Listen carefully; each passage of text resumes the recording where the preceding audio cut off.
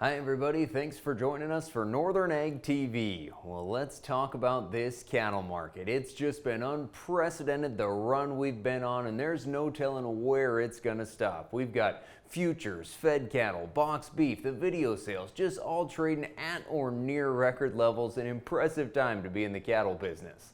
Let's start out here looking at the futures market, where you could sure say things are overbought, but like I say, there's no telling where it's gonna land.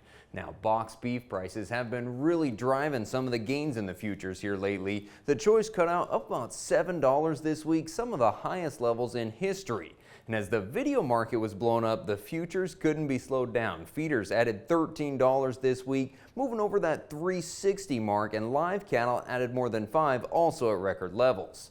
This week, packers did end up short bought. Even though they've been trying to reduce the processing pace, between a rock and a hard place, they had to pay up to own the cattle. $3 to $4 higher on live sales, coming in from $240 to $247. Dress trade steady to $2 higher, $380 up to $392.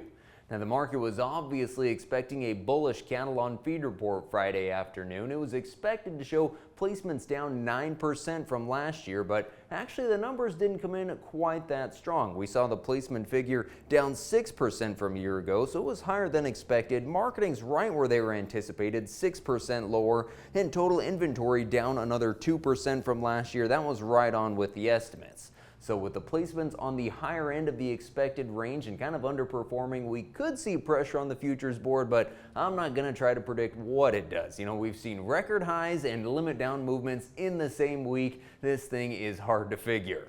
Now though, we got to look at the video sale market that we've seen here, and just unprecedented levels. Started this week with Northern Livestock Video's early summer special, and prices coming in easily $20 to $30 higher than just last month. We're $1.20 to $1.40 a pound higher than a year ago.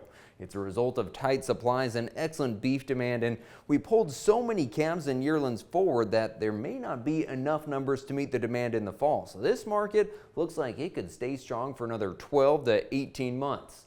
Obviously, cattle feeders are feeling optimistic with this market. There's a lot of cheap feed out there, and they think that's going to help control the cost of gain. The good times continued in Sheridan, where Superior Livestock was holding the Bighorn Classic, and the prices just about make your jaw drop. We saw those light 4-weight steers north of $6 a pound. Most of the light 5-weights bring in $480 to $520.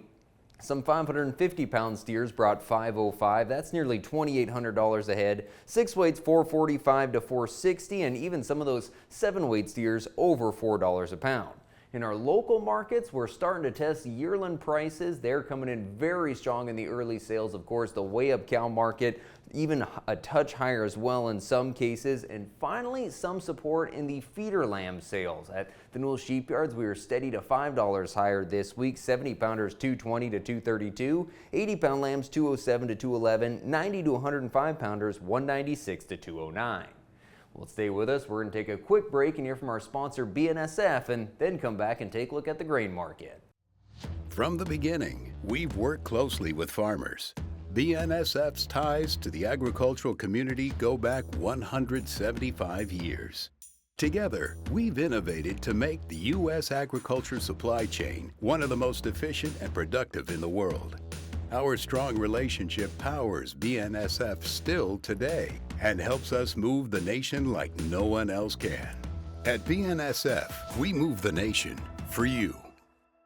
Well, I would like to have better news to share on the grain market, but it's really just not the case. Kind of the same old broken record of harvest pressure and ample world wheat supplies weighing on the market, despite the fact that USDA says by the end of this marketing year, we'll see world-ending wheat stocks at a 10-year low. The silver lining is that the price has made U.S. wheat more competitive on the world market, and we're seeing a lot of product moving, with sales actually up 23% from last year. Also this week, a favorable forecast for rain in the south ahead of winter replanting kind of prevented any of a rally from happening, even while corn and soybeans were seeing some increases. In the corn market, we did see positive movement, which was the result of crop tours that were forecasting yields below USDA's prediction, and also finding some disease issues too. Soybeans put together gains on the expectation for a decision on small refinery requirements. Cash grain prices, honestly, they're not a lot different than they were this time a year ago. 14 Pro spring wheat a little higher, 12 Pro winter wheat a little bit lower. The salt in the wound, though, is the fact that with all the recent moisture, it's causing quality issues in some of the grain with low protein and potential for falling numbers, meaning that some growers could be facing discounts at the elevator. But I've heard a lot of guys saying that they're cutting better than expected yields on the winter wheat, so that is certainly positive. It's not all bad news. And with this recent moisture, we can hope that it's a change in the weather pattern. We're going to be well set up for 2026.